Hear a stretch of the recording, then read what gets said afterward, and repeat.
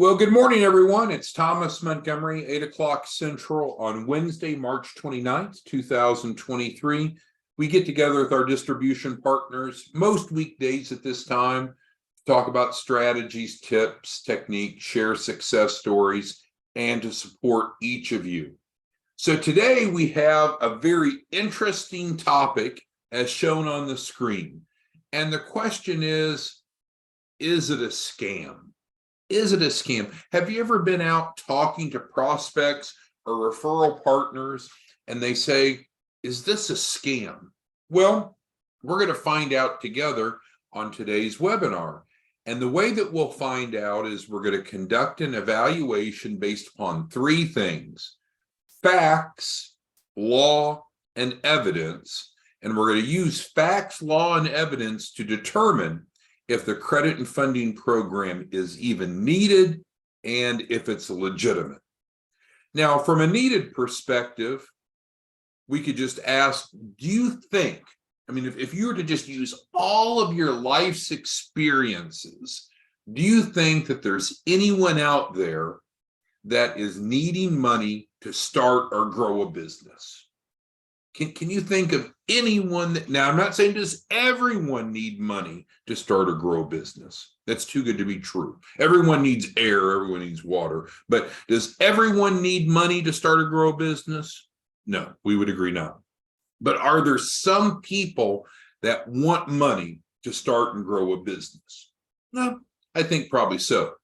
Now, the second part of the question and to determine, is this a scam, is we need to look at the legitimacy of this thing called the credit and funding program.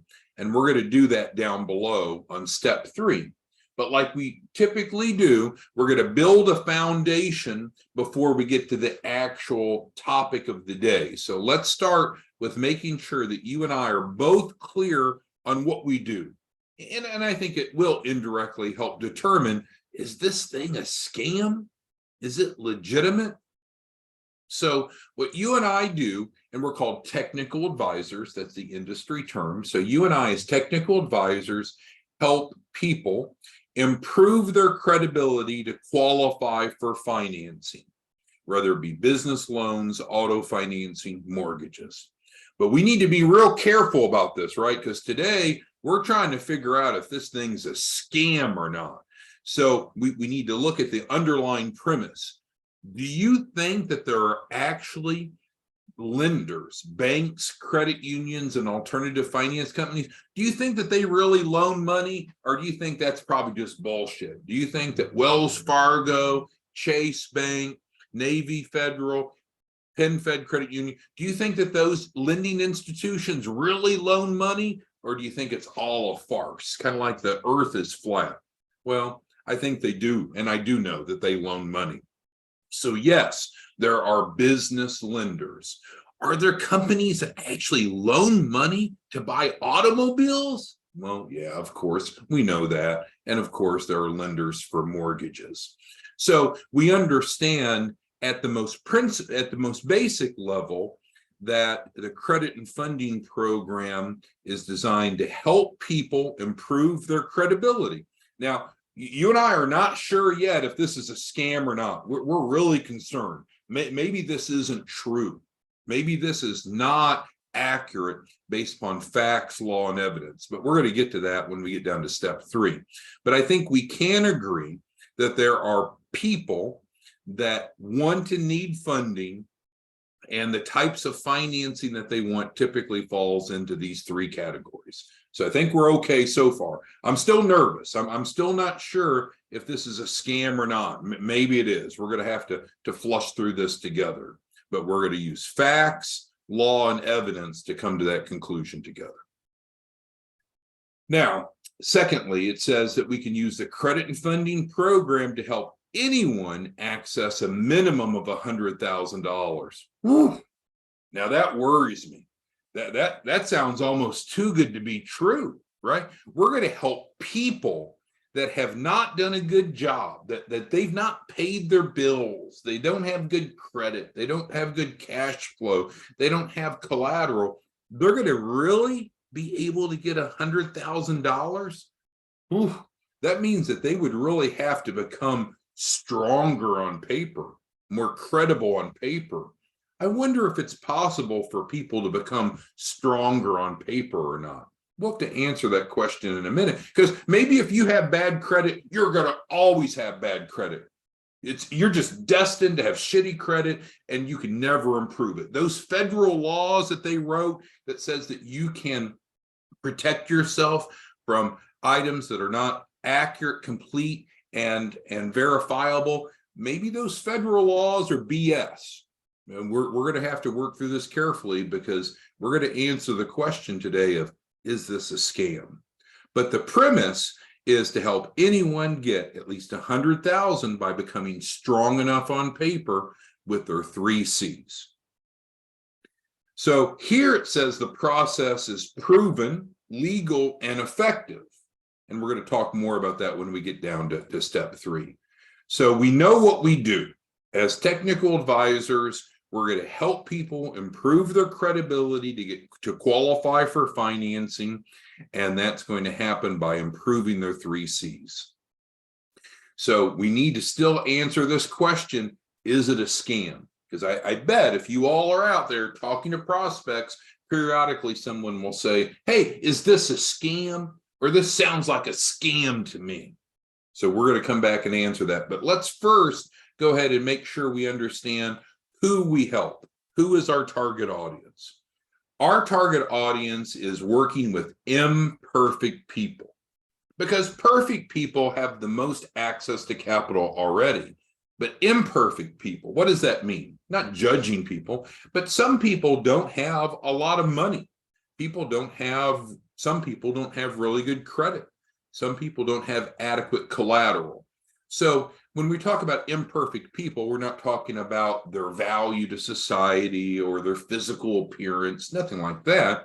We're just talking about on paper, in terms of their 3 C's, some people aren't as qualified as you. Some people have money problems, credit problems, or collateral problems. So that's who we want to work with. We assist them in becoming credible on paper. Okay, so we've got to drill down into this, right? Because we're all familiar probably now with what it is we do and who we help. But it's just, I mean, it's gnawing at me, and I bet it's gnawing at you. Is this real? Is this valid, or is it a scam? So I think it's time for us to resolve that. And we're going to do that, of course, using facts, law, and evidence. So let's go ahead and assess if it's a scam. The first question that we have is, which of the following is true? This is multiple choice, and we're going to ask each of you to type your response into Q&A. It's like a chat box of Zoom. So which of the following is true? If someone has bad credit, it has to stay bad. You cannot improve credit. It's bullshit. It's a scam to think that someone can improve their credit. So if you think that is true, then you're going to answer number 1. If you think that if someone's broke, you must stay broke. In our society, you cannot improve your financial condition. If you're in bad shape now, you're destined to stay there to your deathbed. If you think that's true, then you're going to answer number 2. Number 3, if you think, well, if you really don't have much for assets, too fucking bad. Nothing's going to change. Nothing's going to improve. If you have inadequate collateral, it's going to stay that way forever. Or do you think the answer number 4 is right? Well, the truth is, anyone could become credible with their 3 C's, couldn't they? Couldn't we help people improve their credit? Couldn't we help people improve their capacity and their collateral? So we're going to ask each of you to answer which of one of these is correct. There's only one true answer. Is it 1? Sorry, 1? Is it 2? Is it 3? Or is it 4? Because this is important as we go through to decide, is this a scam? Is this something different than what it's represented to be? We first have to start with the foundation of, can people improve their 3 C's, or is that impossible? Because if it is possible that people can improve their 3 C's, then we need to look a little deeper at the process. But if you think, and I've visited with bankers before frequently, I'll tell you that some bankers think credit repair, which we don't do credit repair, we have the credit sweep and credit boost, but I can tell you some bankers think that it's a scam to use credit repair. Well, why is that? Because it makes the person look better on paper than they really are. Some people haven't paid their bills in the past, but they use credit improvement strategies so they look better on paper. So I will be the first to admit some bankers think that improving credit through these types of processes is bad for society, because now people are getting access to money that they maybe really don't qualify. Okay, well, I think most of the people have responded. So, of course, anyone can become credible by improving their credit capacity and collateral. So this doesn't state how that'll be done, but I think we can all agree that it certainly is possible, right? Okay, great. So let's move on to question 2, because we've got to figure out if this is a scam or not, because you and I do not want to be involved with anything that smells like, acts like, looks like a scam. So we got to figure this out together today. Question 2, which of the following is true? Lenders don't care about credit. Doesn't matter to them. You cannot have paid your bills in the past, but that doesn't matter to the lender. They're going to give you a second chance because you really need money. Do we think that's true? Or there's only one correct answer here. Do we think lenders really don't care about your ability to pay it back? Man, you could be stone cold broke, but you come in and want to borrow $100,000. Not a problem. Not a problem. We'll give you that loan. If you think that's true, then you would answer number 2. Number 3, no, lenders don't care about collateral. That's bullshit. They don't care if you have anything to pledge, that if you default, that they'll want to take it back. That, it's crazy to think that when you get a mortgage, that they have a lien against the house, because if you don't pay your mortgage, they foreclose on the house. Or a car loan, there's a lien against the title. If you don't pay your car loan back as agreed, they come hook it up in the middle of the night and they haul it off because it's collateral. So if you think all of that is a scam, that banks don't put liens on houses for mortgages, that banks don't put liens on cars for auto loans, then you would think that number 3 is the accurate answer. But I suspect that most of us would come up with the conclusion that number 4 is the correct answer. Lenders do care about credit because it's the best predictor of what people will do in the future. Have they paid their bills as promised in the past? Have they managed their finances? Lenders do care about capacity. Do people have the verifiable ability and income to pay back the money they want to borrow? And they do care about collateral to mitigate their risks. Okay, so we're trying to determine if this whole thing's a scam, because I think you and I are both being faced with this, and we want to be able to use what? We want to be able to use facts, law, and evidence to figure out if this is real or not, because we don't want to be involved with anything that's not accurate, that's not legitimate. Okay, let's go on to question 3 then. Question 3, which of the following is true? Most people can't get the funding they desire as they don't meet the credibility standards of lenders. Is that true? We better keep reading. I mean, that sounds about right to me, but let's see what the other options are. Anyone can feasibly improve their credibility standards, which are the 3 C's, credit, capacity, and collateral, with proper assistance. And if one meets the credibility standards of a lender, they'll get approved. Do we think there's some sort of conspiracy out there that even though I've got good credit, good capacity, good collateral, they'll still turn me down? Do we think that's the case? Or are all the above true? Well, I think we would agree all the above is true. So certainly there's a lot of people that want funding that can't get it because they don't qualify. If we do improve credibility, We can improve credit, we can improve capacity, we can improve collateral. Those are not locked in as wherever we started. And it is true that if we meet the underwriting criteria, we'll get approved. So the answer is 4. All right, let's go down to the next question. Which is true about a credible program? So we're not saying specifically the credit and funding program, but we're just taking a step back. And if we're looking at what would make a program credible, which of these elements would it be in writing? So if a program was credible, would the agreement be in writing for both parties to agree to, so there's no confusion? For example, in our credit and funding program, we have a refundable setup fee, and that is clearly put in writing. And sometimes we'll have people that sign up for the credit and funding program. We'll get them onboarded. We'll get started right away without them paying a penny. We'll send them an invoice and say, by the way, you promised to pay the refundable setup fee. And they're like, oh no, this is a scam. There's an upfront fee. Well, wait a second. You're asking us to help you improve your 3 C's from where they're at, which is not good enough, to get them good enough to get you at least 100,000 in writing. And you think that we should foot the cost of improving your 3 C's. That's our responsibility. Especially when you agreed in writing to pay that refundable setup fee.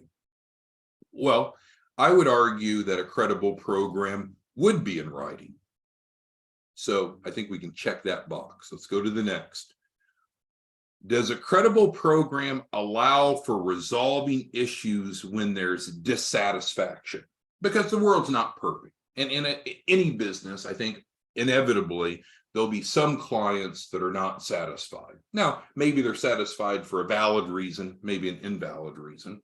But I can certainly tell you that our program not only is in writing, the credit and funding program, but also has an arbitration provision, which is wonderful. So if ever a client were to say, you guys didn't do what you promised, then what we have is the ability to sit down with a third-party arbitrator, which means they're objective. They're not my cousin or my friend or your cousin or your friend. And we sit down and we resolve issues according to the contract, which of course was in writing. I can tell you in our history, we have not yet had one person file arbitration against us. So if someone felt that what was in writing, which is the first element of credibility, that we didn't do everything that we promised to do, they've promised to file arbitration so we can resolve it. And to date, we've not had one arbitration case filed. And of course, no arbitration case is lost because no one's filed. Okay, so let's go on to other elements about a credible program. I think people want to pay for results, not promises. And that's exactly how our credit and funding program is set up. They pay a performance fee after their capital raise, after each tranche of their capital, after their capital raise. And so that is wonderful. Next, we believe that a credible program should not be restrictive. And what I mean by that is it allows the client to go where they want to get funding. It's not that they have to get funding from one specific bank or credit union or lender. They can get the funding from wherever they want. And so that is exactly how our program is set up. We're going to help the client improve their credibility, their 3 C's, but they're not restricted on where they can get funding. We had a client from Neville, one of our white label partners, and I'm drawing a blank on the client's name. I wasn't speaking to the client, but earlier this week, the client got approved for a $150,000 line of credit. And the client said, no, I don't want a line of credit and the interest rate was low, so it wasn't too costly. But the client said, no, I don't want that line of credit. I want to go get my own line of credit. And we're like, fine, that's fine. We do not, in our model, we do not restrict where clients can get funding from. We believe that that is an element of a credible program.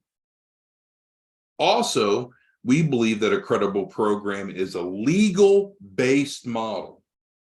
That, and in our case, we've gone through and met an investigation by the Federal Trade Commission because we grew so quickly, and we make promises that are outside the norm. When you go out and promise $100,000 in funding to anyone that enrolls, that draws some scrutiny. So the Federal Trade Commission looked at how we operate, as did the U.S. Attorney General. And you know what both of them concluded? Our program is legal and effective. So what is it that makes a credible program? Well, obviously, it's all of the above. The agreement should be in writing for the client to agree to. It should allow for arbitration to resolve if the client doesn't feel that they've been serviced properly. It should guarantee results. We should not waste people's time and money. There should be guaranteed results in writing.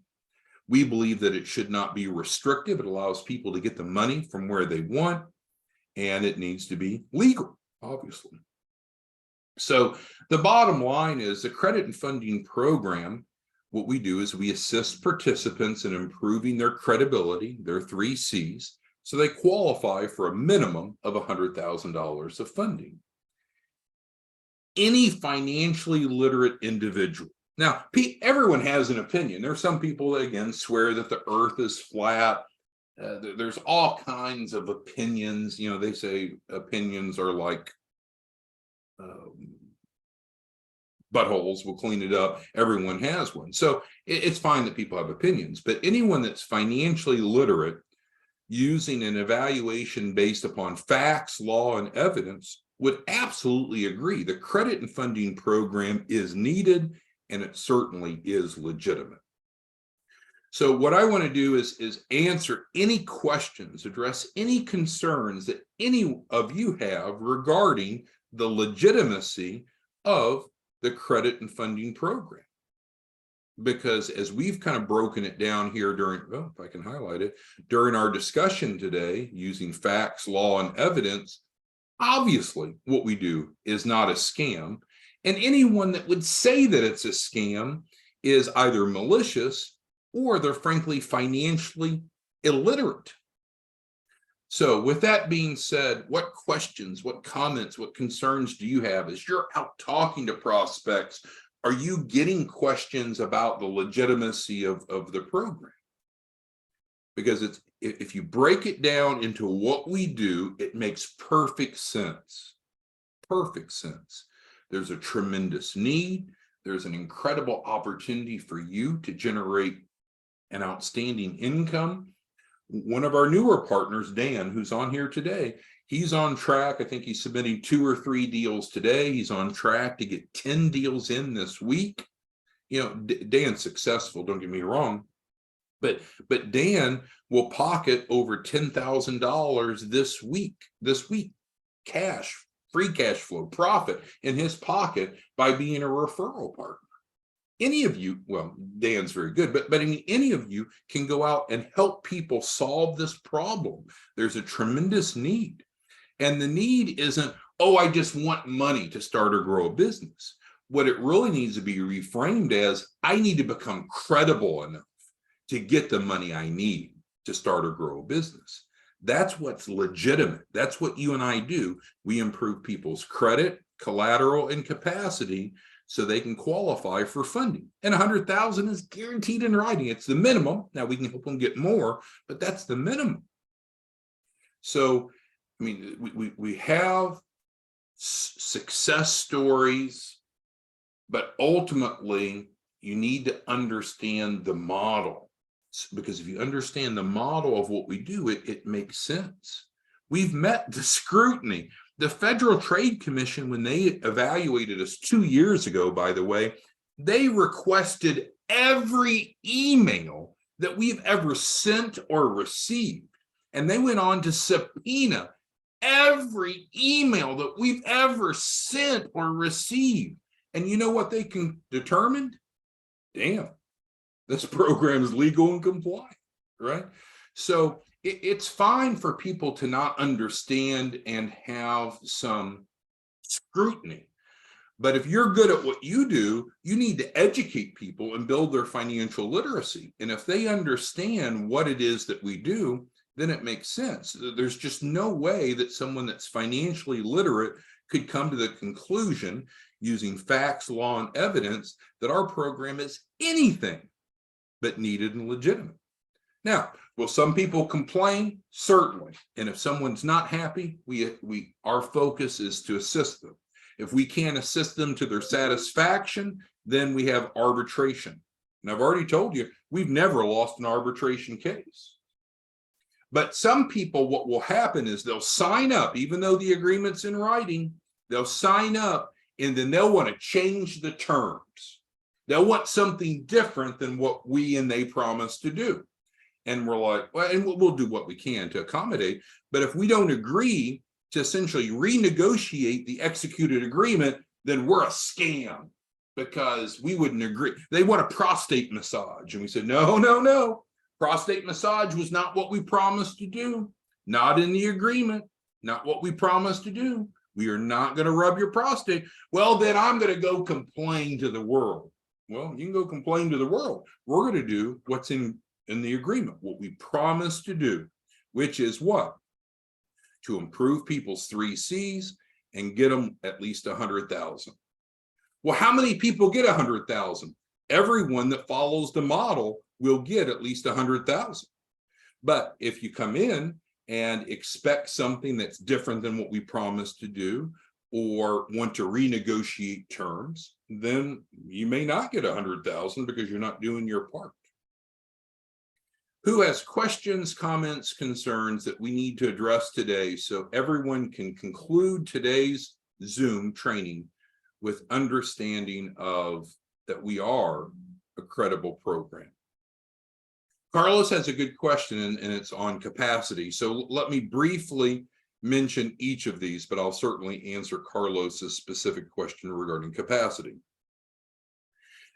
But we'll go through all 3 C's briefly as we close. So credit, there's 2 types of credit, business and personal, and we help clients, no cost, through the credit and funding program, improve their credit, both personal and business. On the personal side, we're doing Credit Suite to address derogatory items, applicable derogatory items, in other words, removing negative, and we have Credit Boost to add new positive trade lines. On the business credit side, we're helping them add trade lines to build up their Dun & Bradstreet Paydex score, getting at least an 80 and so forth. So credit, that's how we go about improving credit, removing negative, adding positive. How do we help with collateral? We literally transfer real assets, income producing assets over to their financials. That improves their liquidity, provides them collateral, and then we help them if they want convert that AR into cash flow. Thus, we get over to capacity, which was Carlos's question. How in the world can we help people with capacity? Well, we need to have verifiable income to show lenders that we can afford to pay back the money that we're wanting to borrow. And so that can occur by improving the verifiable income at the individual and or at the business level. I just mentioned that the collateral that we give the client will help them collect, and that can increase capacity. But there's other ways that we can do that as well. Sometimes it's just the documentation that needs to be there to show that we have the income to support the debt we want to borrow. And again, if anyone's not completely familiar or even sold on the concept, go through the process yourself. Let us help you improve, strengthen, optimize your 3 C's so you get at least $100,000. All right, well, I think we've covered what we wanted to. Let's summarize and then we'll break for today. Today, the question was, is this all a scam? Is this just, is it not legitimate? Is it not needed? And so what we did is we went through a very basic process of looking at facts, laws, and evidence to come to a conclusion. Based upon our discussion, and we went through some Q&A here, what's the conclusion that we came to? That you'd have to be financially illiterate. You'd have to be a fool or malicious to think that the credit and funding program is not needed, or to think that it's not legitimate, because it absolutely is needed and it absolutely is legitimate. All right, well, thanks everyone. We'll see you back tomorrow morning. Appreciate your time. Have a good day. Bye.